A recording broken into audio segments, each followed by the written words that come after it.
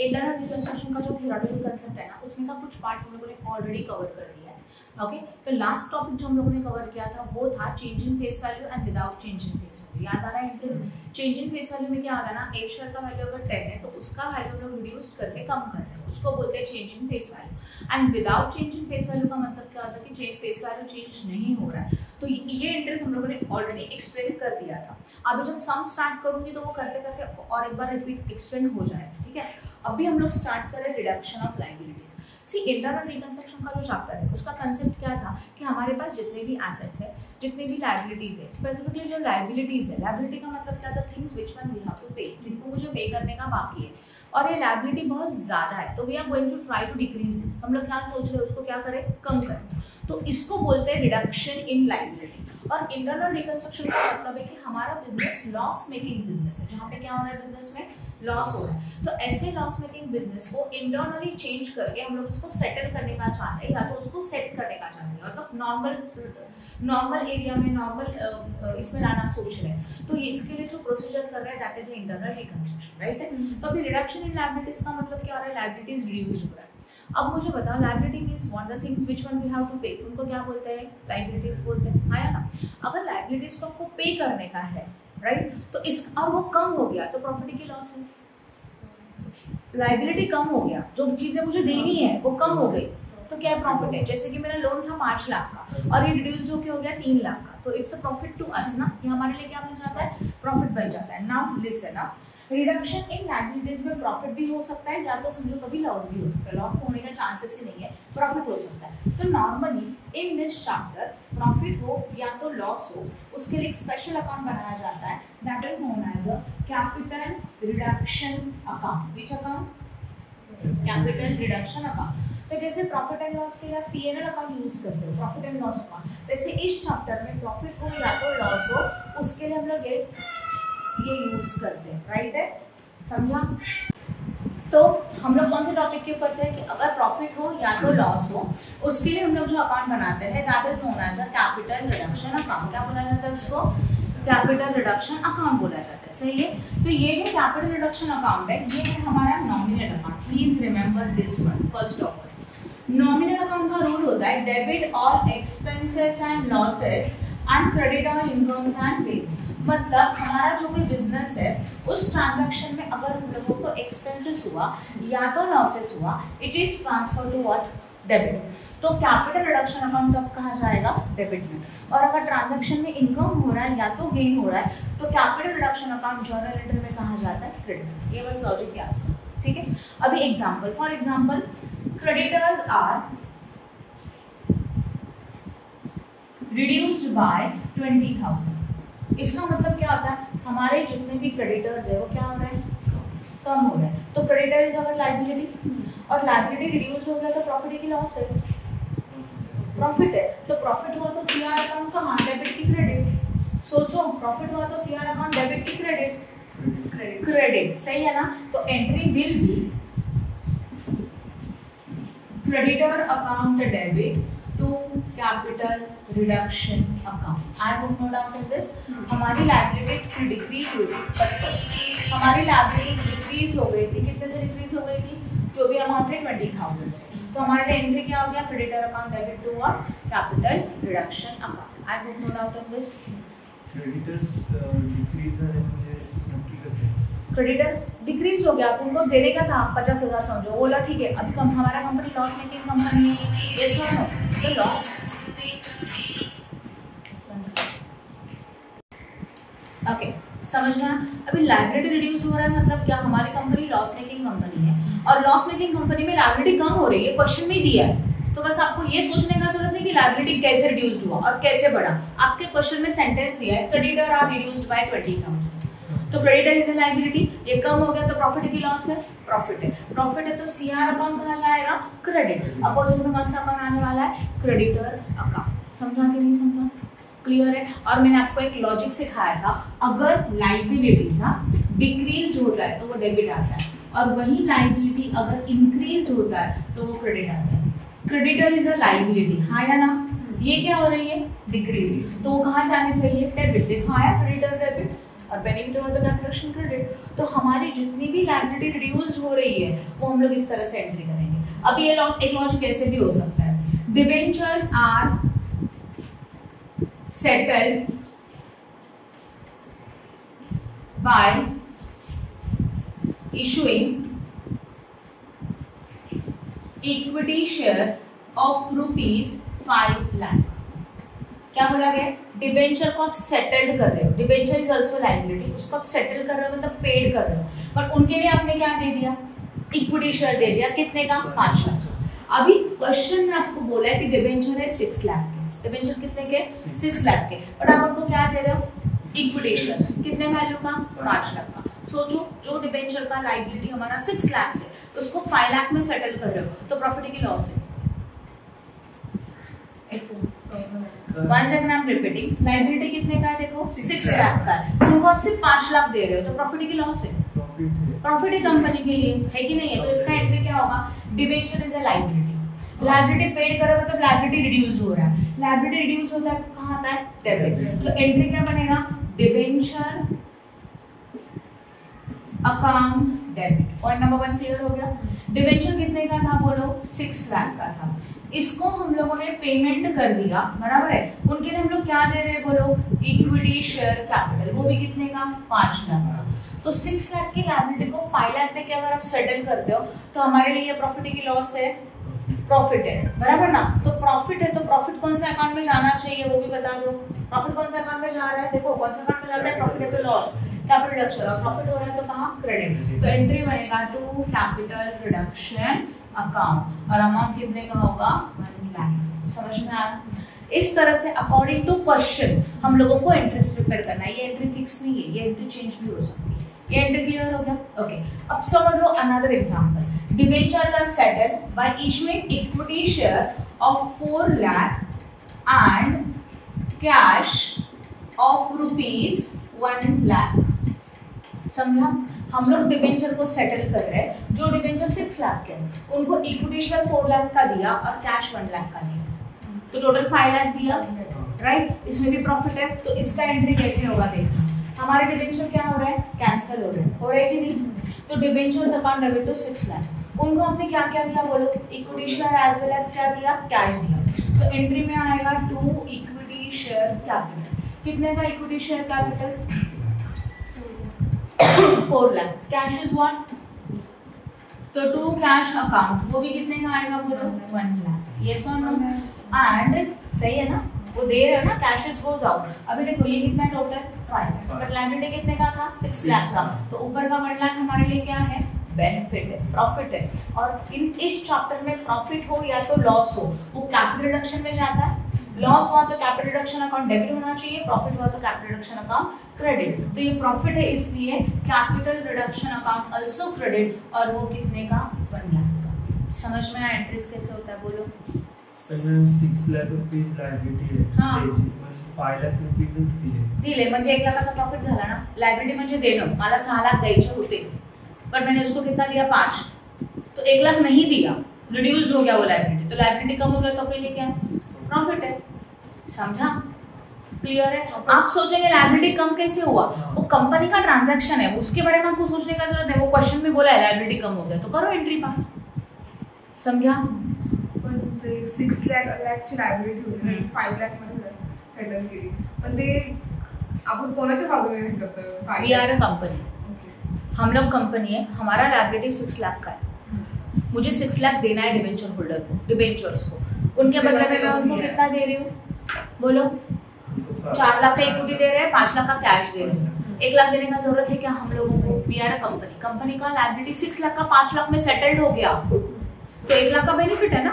मतलब उन्होंने 1 लाख माफ किया क्या हमें ऐसा? हाँ, इंटरनल रिकंस्ट्रक्शन का प्रोसीजर में कंपनी में लॉसेस मेकिंग कंपनी है, और इस कंपनी में कुछ एंट्री जो है उसको बस पोस्ट करने का। अपने लिए प्रॉफिट है तो सीआर क्रेडिट, अपने लिए लॉस है तो सीआर डेबिट। समझा? उन्होंने सेटल्ड किया मतलब वो लोग मानते हैं ठीक है ये लॉस मेकिंग कंपनी है ना, वो डिबेंचर होल्डर है, हम लोग कंपनी है, हमारी कंपनी लॉस मेकिंग कंपनी, हम लोगों को डिबेंचर होल्डर को 6 लाख दे रहे हैं। डिबेंचर होल्डर को पता है this is a loss making company, पैसा मिलेगा नहीं मिलेगा पता नहीं है, तो हम लोगों ने इनको बोला कि हम लोग 6 लाख के बदले में आपको 5 लाख देते हैं, चलेगा क्या? They say that yes no problem, दे दो, 1 लाख मत दो, तो मेरे लिए प्रॉफिट हो गया ना कंपनी के लिए। आप समझ में आया? यस और नो। तो रिडक्शन इन लायबिलिटीज में हम लोग यही सारी एंट्रीज लिखेंगे। अभी जो एग्जांपल से क्रेडिटर के लिए था, डिबेंचर के लिए था, वही प्रेफरेंस शेयर्स के लिए हो सकता है, राइट ना, वही इक्विटी शेयर के लिए भी हो सकता है, क्रेडिटर्स के लिए हो सकता है। तो बट ये ट्रांजैक्शन फिक्स नहीं है, अकॉर्डिंग टू द क्वेश्चन जो सेटल हो रहा है उसकी एंट्री करनी है, बस इतना याद रखो। लायबिलिटी रिड्यूस हो गया तो डेबिट, इन लायबिलिटीज को जो सेटल कर रहे हो वो क्रेडिट, और बेनिफिट हुआ तो सीआर क्रेडिट, लॉस होता तो सीआर डेबिट। समझा? लायबिलिटी इंक्रीज झाली आहे ते क्रेडिट मध्ये जाणार. हां मॅम जर असं असतं बाय डिबेंचर माझा क्वेश्चन येतो बघ की जर 1 लाख रुपये तिथे आहेत पण दिले किंवा ना म्हणाले की आहेत पण दिले नाही, ती एंट्री प्रत्येक क्वेश्चन मध्ये येते की दाखवावंच लागतं की 1 लाख रुपये नाहीये म्हणून सेटल केली. हाँ दाखवा राइट। अभी तुम ये तो मैंने एग्जांपल दिया है, जैसे एंट्री रहेगा क्वेश्चन में ट्रांजैक्शन रहेगा उसके अकॉर्डिंग ये एंट्री बनेगा, आपको खुद बनाना पड़ेगा। आप एंट्रीज याद नहीं कर सकते इस चैप्टर में, समझ में आया? ठीक है, अभी आगे का कुछ बता देती हूँ और entries. Payment of reconstruction expenses. Payment of reconstruction expenses मतलब हमारी बिजनेस को जो रिकंस्ट्रक्ट कर रहे हैं उसके लिए लोग पेमेंट कर रहे हैं। पेमेंट करेंगे तो कैश कम्स इन, की कैश गोज आउट। तो एंट्री में क्या आएगा? To cash, because we are going to make a payment. To cash भी लिख सकते हैं या तो बैंक भी लिख सकते हैं। वी आर गोइंग टू पे विच एक्सपेंसेस? रिकंस्ट्रक्शन एक्सपेंसेस, सही है ना। और रिकंस्ट्रक्शन एक्सपेंसेस क्वेश्चन में कहीं पे भी रिकॉर्ड नहीं है, इनको बोलते हैं unrecorded liability which is not given in the question. जो क्वेश्चन में नहीं दिया उसको कौन सा लायबिलिटी बोला जाता है? बोलो, अनरिकॉर्डेड लायबिलिटीज बोला जाता है। तो इनको पेड करेंगे तो ये हमारे लिए लॉसेस है, एक्सपेंसेस है। तो एक्सपेंसेस है तो सीआर अकाउंट कहाँ जाना चाहिए? डेबिट। तो इसका एंट्री बनेगा capital reduction account debit to cash या तो बैंक अकाउंट। क्लियर हो रहा है? यस और नो। उसी के साथ हमारे बिजनेस में जो एसेट्स है उस एसेट्स में बहुत सारे लॉसेस हो सकते हैं, like share issue expenses, preliminary expenses, okay, then intangible assets are also there. Intangible assets मतलब goodwill है, as well as patents है, copyright है। तो ये intangible assets and losses को भी compulsory written off करना है। अभी सोचो assets कम हो गया तो प्रॉफिट है कि लॉस है? assets reduced हो गया, assets is a property, वो कम हो गया तो प्रॉफिट है कि लॉस है? बोलो, लॉसेस है। प्रॉपर्टी कम हो रहा है, एसेट्स कम हो रहा है तो मेरे लिए क्या है? लॉस है। लॉस है तो सीआर अकाउंट कहाँ जाना चाहिए? डेबिट। तो एंट्री क्या बनेगा उसका? देखो, सीआर मतलब capital reduction account debit to what? उसके बदले में क्या आएगा? टू सारे एसेट्स अकाउंट। एसेट्स में क्या हो सकता है? गुडविल है, पेटेंट्स है, ट्रेडमार्क है, प्रिलिमिनरी एक्सपेंसेस है, या तो प्रॉफिट एंड लॉस अकाउंट है। जितने भी एसेट्स है जो लॉसेस है वो सब रिटर्न ऑफ होते हैं। इसको बोलते हैं return of intangible assets as well as losses. Clear हो गया?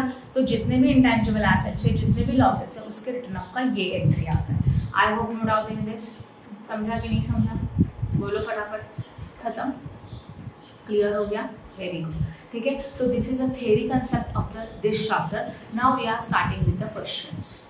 ओके, डन कर दो।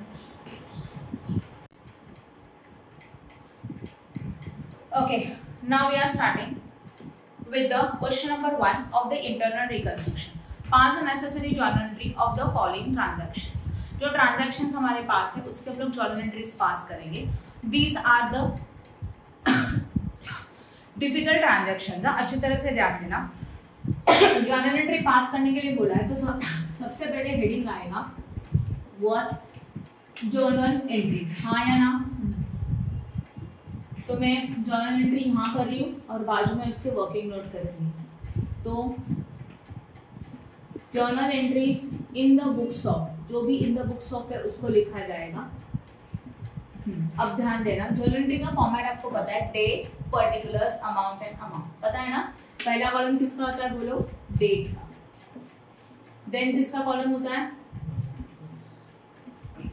पर्टिकुलर्स। एक छोटा सा एलएफ का कॉलम बनाते थे, उसमें कुछ आता नहीं है, बस एलएफ कॉलम बना देंगे।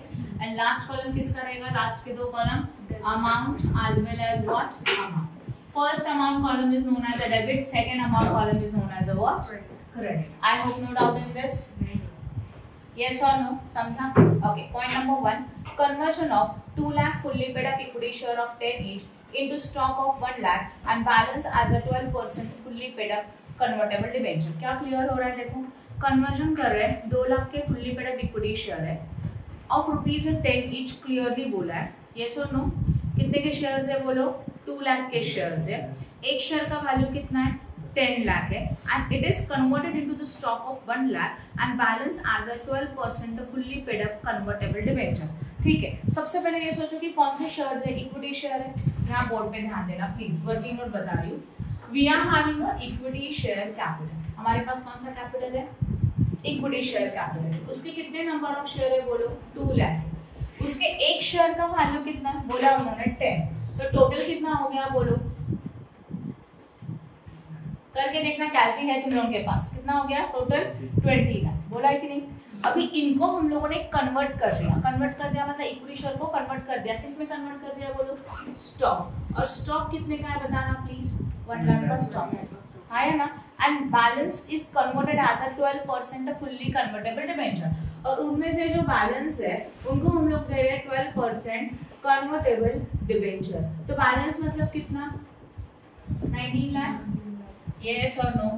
तो ये इक्विटी शेयर थे, ये कैंसिल हो रहा है, उनके बदले में उनको दिया जा रहा है stock and debenture. Logic clear हो गया। तो इक्विटी शेयर इज एसेट्स और लायबिलिटी, क्या कर रहे हो, equity share capital balance sheet में एसेट्स में आता है कि लायबिलिटी में आता है, लायबिलिटी। मैं बता देती हूँ, ध्यान देना। Equity share is a liability. अभी लायबिलिटी क्या हो रहा है हम लोगों का, डिक्रीज हो रहा है because this equity share are going to be cancel. Share cancel हो रहा है, उनके बदले में हम लोग जो दे रहे हैं, क्या दे रहे हैं, स्टॉक दे रहे हैं और डिबेंचर्स दे रहे हैं, हाँ या ना। Now please concentrate. जो लायबिलिटी कैंसिल होता है वो हमेशा डेबिट आता है। ये सब छोड़ो, नहीं समझ आए तो यहाँ ध्यान दो। क्या बताया मैंने, इक्विटी शेयर कैपिटल कैंसिल हो रहा है। कैंसिल हो रहा है मतलब कम हो रहा है कि ज्यादा हो रहा है, मतलब क्या हो गया, डिक्रीज। तो अभी बस इतना लॉजिक याद रखना कि जितनी भी लायबिलिटीज कैंसिल हो जाएंगी ना, क्या बताया मैंने, जितनी भी लायबिलिटीज कैंसिल हो जाएगी वो ऑलवेज डेबिट कहाँ जाती है, वो बताओ, डेबिट में जाती है। तो एंट्री क्या आएगा, ध्यान देना, equity share capital account what, debit. क्या बताया मैंने, equity share capital account debit. कितने का इक्विटी शेयर कैपिटल है बोलो प्लीज, 20 लाख। उनको हम लोग जो दे रहे हैं ना वो क्रेडिट, उनको क्या क्या दे रहे हैं बोलो, स्टॉक एंड डिबेंचर दे रहे हैं ना। तो जितने भी इक्विटी शेयर है उनको जो भी लायबिलिटीज है उनको आप जो दे रहे हैं वो सब क्रेडिट जाएगा because it was goes out, debit word comes in, credit word goes out. तो उनको क्या दिया हम लोगों ने, सबसे पहले स्टॉक। कितने का स्टॉक दिया बोलो प्लीज, 1 लाख। और क्या दे रहे हैं, 12% कन्वर्टेबल डिबेंचर्स दे रहे हैं, और वो कितने का, 19 लाख। हो गया एंट्री। 20 लाख के इक्विटी शेयर थे, उनको स्टॉक दिया, उनको ये दिया, खत्म। समझा कि नहीं समझा। नरेशन क्या लिखेंगे, being conversion of equity share capital by issuing stock and convertible, हाँ या ना, डिबेंचर।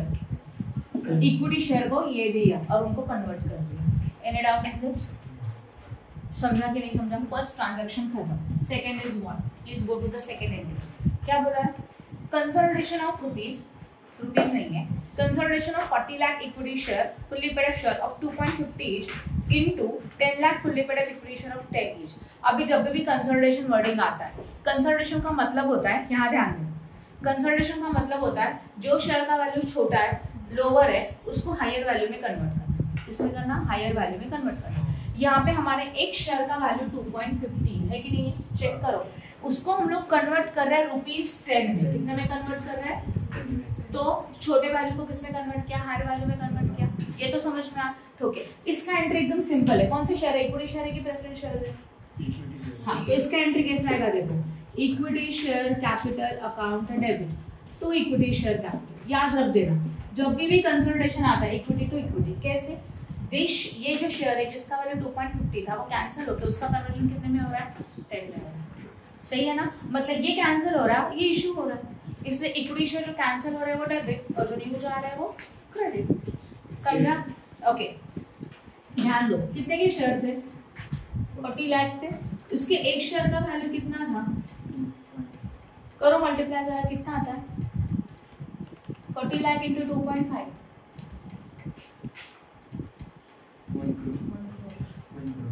1 करोड़। तो यहाँ पे आपको लिखना है 1 करोड़। सही है। उनका कन्वर्जन हम लोगों ने कितने में कर दिया, 10 lakh fully paid up share of 10 each बोला है ना, तो 10 लाख इंटू 10 वो भी कितना आता है। तो कंसोलिडेशन होने दो या तो सब डिविजन होने दो, दोनों में ये वैल्यू सेम ही आती है, बस ये चेंज होता है। तो ये ब्रैकेट वाला इंफॉर्मेशन नहीं लिखना तभी भी चलता है, समझा? कन्वर्ट हो वैल्यू कमी होते कि एक शेयर की वैल्यू कमी होती है, ये वैल्यू सेम ही दिख रहा है ना आपको। तो कंसोलिडेशन में जो ओल्ड वैल्यू है ना वही नया में आता है, वही कॉपी करके लिख दो। नहीं टी 2.50 से बनाना सुरुवात में कि माइनस हो डिक्रीज होते कि डायरेक्टली कन्वर्ट 2.50 का कन्वर्जन सीधा 10 में होता है। प्रत्येक कन्वर्ट हो कमी होते कि कम नहीं हो रहा है, यहाँ पे वैल्यू कम कहाँ हो रहा है। एक शेयर का वैल्यू 2.50 था, वो इंक्रीज हो गया 10 रुपए में। अच्छा। जो शेयर का कॉस्ट 2.50 है उसको 10 बना दिया। जो अभी एक शेयर 2.50 से वाला था कि 10 से वाला? हाँ राइट, तो इसमें बस ये वैल्यू चेंज हुआ, बट मेन वैल्यू चेंज हुआ है क्या? नहीं हो गया। तो आपको बस याद रखना कंसोलिडेशन जब आता है तो जो शेयर है, यहाँ ध्यान दो, जो शेयर है वो equity share capital debit to equity share capital confirm, यही एंट्री आता है। और जो वैल्यू डेबिट है वही वैल्यू क्रेडिट भी आएगा, कोई चेंज ही नहीं। ये अमाउंट अपन की कन्वर्ट हो चेंज होते की डायरेक्टली कन्वर्ट होऊन चेंज म्हणजे कसं? म्हणाला की कन्वर्ट एका शेअरची व्हॅल्यू किती होती? 2.50 ती किती झाली? 10 हां मग म्हणजे चेंज मला म्हणजे कन्वर्जन होऊन चेंज होते की डायरेक्टली अमाउंट डायरेक्टली ते 2.50 दिले ते ऑलरेडी दिलेले असते क्वेश्चन मध्ये कन्वर्ट करायचे। अरे आपको कुछ नहीं करना है, क्वेश्चन में आपको 2.50 दिया है ना, तो आपको आगे के समय भी दिया ही रहेगा ना, कितना था कितना हो गया। तो कन्वर्ट मतलब क्या? अमाउंट चेंज हो तो चेंज ही हो गया ना, तो वही तो बोल रहे, कन्वर्ट एंड चेंज दोनों का मीनिंग सेम ही है। जो 2.50 था वो 10 हो गया, ये आपको देगा रहेगा क्वेश्चन में कितना था कितना हो गया, बस आपको सोचने का ही नहीं है। बस ये वैल्यू नहीं था इसलिए 40 लाख को मल्टीप्लाई करके ये निकाला। समझ में आया? तो जो शेयर ऑलरेडी 2.50 का एक शेयर था, ऐसे 40 लाख शेयर थे, उनका टोटल वैल्यू 1 लाख है, उसको हम लोगों ने 10 रुपए में कन्वर्ट किया और 10 शेयर कितने हो गए? 10 लाख। तो यही वैल्यू यहाँ पे आता है कंसल्टेशन। समझा? ये ब्रैकेट वाला इंफॉर्मेशन है ना, ऐसे लिखने का भी जरूरत नहीं है, जस्ट यहाँ पे 2.50 लिख दो और जस्ट यहाँ पे 10 लिख दो, खत्म। एक शेयर का वैल्यू 2.50 था, अभी 10 हो गया। समझा कि नहीं समझा? राइट है। और वैल्यू कैसे आया? 40 लाख शेयर थे, उसको 2.50 का एक वैल्यू था, मतलब कितना हो गया? 1 करोड़। और यही 1 करोड़ का जो वैल्यू है वो हम लोगों ने दोनों जगह पे लिखा, डेबिट में भी और क्रेडिट में। Any doubt in this? ठीक है, अब आगे का पॉइंट लेते हैं। Sub division of 10 lakh fully paid up 11% preferential of 50 each. क्या बोला है? Sub division. सब डिविजन मतलब क्या आ रहा है? सब डिविजन मतलब छोटे, मतलब जो वैल्यू बड़ा था उसको छोटे में कन्वर्ट करना। ओके, तो sub division of 10 lakh fully paid up 11% preferential of 50 each, जिसका एक शेयर का वैल्यू 50 था, into 50 lakh fully paid up 11% preferential of 10 each. 50 का वैल्यू 10 हो गया, नो प्रॉब्लम। एंट्री क्या आएगा? मैंने क्या बोला था? कंसोलिडेशन होने दो या तो सब डिविजन होने दो। जो शेयर है वही डेबिट, जो शेयर है वही क्रेडिट। यहाँ पे कौन से शेयर है? प्रेफरेंशियल है, तो हम लोग एंट्री में क्या लिखेंगे? यहाँ ध्यान दो, 11% preference share capital account debit to 11% what preference share capital account। Consolidation होने दो या तो सब डिविजन होने दो, दोनों में यही किया जाता है, जो शेयर डेबिट है वही क्रेडिट किया जाता है। ओके, अब जरा देखते हैं ऑलरेडी कितने नंबर ऑफ शेयर थे? 10 लाख, और एक का वैल्यू कितना था? 50 था। तो 10 लाख इंटू 50 करके देखना जरा। 10 लाख इंटू 50, हाँ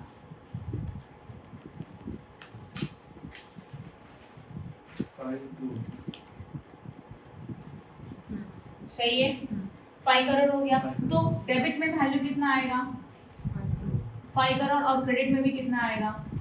5 करोड़। जो शेयर 50 का था ना एक, उसको कितने में कन्वर्ट करें? 10, बस हो गया।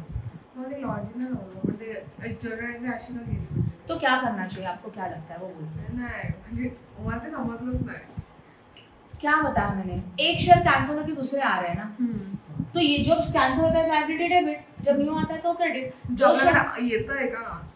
और रूल कुठला यूज करू? रूल अप्लाई मत करो। इंटरनल रिकंस्ट्रक्शन चैप्टर में जो लॉजिक में बता रही हूँ ना, अभी बस उतना याद करो। आप रूल अप्लाई करने जाएंगे आप सम सॉल्व नहीं कर पाओगे, क्योंकि आपका रूल का बेस इतना क्लियर नहीं है। राइट, अभी मैंने क्या बोला? कंसोलिडेशन हो रहा है, सब डिविजन हो रहा है। कंसोलिडेशन का मीनिंग क्या बताया था मैंने? जो शेयर का वैल्यू छोटा है उसको बड़े में कन्वर्ट करो, हो गया। आज सब डिविजन मतलब बड़े वैल्यू को छोटे में कन्वर्ट करो, ये भी क्लियर है। 50 रुपीज का एक वैल्यू था, उसमें आपने कितने में कन्वर्ट किया? 10 में। इसको बोलते हैं सब डिविजन। तो वो तो दिया रहेगा कन्वर्ट, आपको क्वेश्चन में सब दिया रहेगा, बस आपको एंट्री सोचने का है। अभी मैंने लॉजिक क्या बताया, कंसल्टेशन का एंट्री होने दो या तो सब डिवीजन का एंट्री होने दो, जो शेयर है वही डेबिट वही क्रेडिट, राइट? क्यों बता देती हूँ, सी ये 2.50 का शेयर था ना, अभी वैल्यू कितना हो रहा है? 10। तो 2.50 वाले शेयर कैंसिल हो रहे हैं, इसलिए वो डेबिट। मैंने बोला था ना लायबिलिटी कैंसिल होता है तो कहाँ जाता है? डेबिट, है ना? और वही उसके बदले में कौन से शेयर आ रहे हैं? 10 रुपए वाले न्यू शेयर आप इशू कर रहे हो, तो न्यू लायबिलिटी जनरेट हो रहा है, तो क्रेडिट।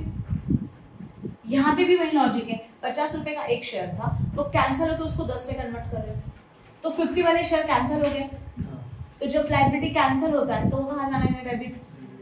और उसके बदले में कौन सा लायबिलिटी आ रहा है? न्यू शेयर आ रहा है, वो क्रेडिट। समझा कि नहीं समझा? क्लियर है, राइट? आगे का, अभी आगे में ध्यान का point number 4, conversion of 12% preferential of ₹5 lakh, 5 lakh के प्रेफरेंस शेयर्स है, इनको कन्वर्ट कर रहे हैं, converted into 14% preference share of 3 lakh and remaining balance as a 12% non cumulative preference share. मुझे इसका मीनिंग बताओ, क्या मीनिंग है इसका? ट्राई करो। कन्वर्जन का मतलब समझते हो ना, एक चीज को दूसरे में कन्वर्ट करना। कौन से शेयर थे पहले के? 12% प्रेफरेंस शेयर थे, कितने के? 5 लाख। इनको कन्वर्ट कर रहे हो, मतलब इनके बदले में कुछ और दे रहे हो। यहाँ ध्यान दो बोर्ड पे, 12% प्रेफरेंस शेयर कैपिटल है, कितने का है बोलो? 5 लाख। इनको किस में कन्वर्ट करो? इनको क्या दे रहे हो बोलो? क्या क्या दे रहे हो? 14% preference share capital of what? 4 lakh की 3 लाख? अच्छा ठीक है, 3 लाख। फिर क्या बोला? एंड रिमेनिंग मतलब बैलेंस, हाँ या ना? तो 5 लाख का 3 लाख गया, तो बैलेंस कितना बचा? 2 लाख। इनको क्या दे रहे हो? 12% नॉन क्यूमुलेटिव प्रेफरेंस शेयर्स, हाँ या ना? अब मुझे बताना इसमें से क्या कैंसिल हो रहा है? कौन से शेयर कैंसिल हो रहा है?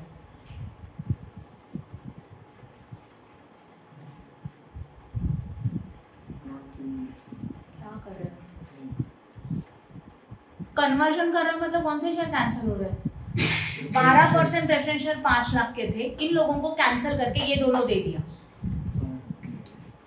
प्रेफरेंस शेयर समझते हो? वी आर अ कंपनी, यहाँ ध्यान दो, हमारे प्रेफरेंस शेयर्स है वो सामने वाले 12%, उनके वो शेयर कैंसिल कर दिए, उनको बोला वो शेयर रिटर्न दे दो और उसके बदले में आपको कुछ और दे दो। हाँ, कौन से शेयर कैंसिल हो रहे हैं बोलो? कौन से परसेंट?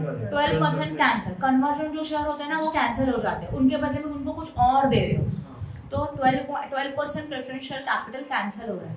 जो ये लायबिलिटी के एसेट से सोच के बोलना, प्रेफरेंस शेयर कैपिटल कहाँ आता है? लायबिलिटी। लायबिलिटी कैंसिल हो रहा है तो इंक्रीज की डिक्रीज? कम हो रही है कि ज्यादा हो रही है? कम हो रही है ना। तो लायबिलिटी जब कैंसिल होती है ना वो डेबिट ही आती है। रिमेंबर दिस, लायबिलिटी कैंसिल हो गया तो debit, because it was goes out. समझा मैंने क्या बोला वो? तो एंट्री में क्या आएगा देखो, एंट्री में आएगा 12% preference share capital account debit. क्या लॉजिक याद रखेंगे? व्हेन लायबिलिटी कैंसिल हो रहा है तो वो डेबिट। कितने का लायबिलिटी है बोलो मुझे प्लीज? 5 लाख। हाँ, 5 लाख का लायबिलिटी है। हाँ, इनको हम लोगों ने क्या क्या दिया वो सब क्रेडिट। क्या क्या दे रहे हो आप उसको? 14% प्रेफरेंस शेयर कैपिटल कितने का दे रहे हो बोलो? 3 लाख का। और उनको क्या दे दिया? 12% non cumulative preference share capital दिया, वो भी कितने का बोलो? जो कैंसिल हो गया डेबिट गया, उनको जो दे जाया क्रेडिट। यही लॉजिक हमेशा याद रखना। 12 लाख अब पूर्ण दिन लगा था 12 लाख। अब 12% परसेंटेज है, उनका नाम है, परसेंटेज का यहाँ पे कोई लेना देना नहीं। परसेंटेज मतलब उनको देने वाला इन फ्यूचर का इंटरेस्ट या तो डिविडेंड। तो ये 12, ये 14, ये 12 को इग्नोर करो। वैल्यू कितने का था? 5 लाख के प्रेफरेंस शेयर्स थे, उनको आपने 3 लाख के क्या दिए? प्रेफरेंस शेयर्स दिए, जिनका 14% का डिविडेंड है। और क्या दिया? 2 लाख का प्रेफरेंस शेयर्स दिया। हाँ या ना? समझा कि नहीं? परसेंटेज को प्लीज इग्नोर। 5 लाख के प्रेफरेंस शेयर थे, उनको कैंसिल करके ये दे दिया। लॉजिक क्या याद रखोगे? जब लायबिलिटी कैंसिल होता है तो डेबिट, उनके बदले में उनको जो भी दे रहे हैं वो सब क्रेडिट। ये लायबिलिटी कैंसिल हो रहा है, डेबिट। इनके बदले में इनको क्या क्या दिया? ये दोनों चीजें वो क्रेडिट। ये तो याद रख सकते हो। कन्वर्जनचा मीनिंग ये इंटरनल रिकंस्ट्रक्शन में यही कंसेप्ट है। लायबिलिटी कैंसिल होता है मतलब क्या, कन्वर्ट हो रहा है मतलब क्या हो रहा है, एक कैंसिल हो रहा है उनको कुछ और। Please like and share our video and subscribe our channel for more videos. Press bell icon for notification. Thank you.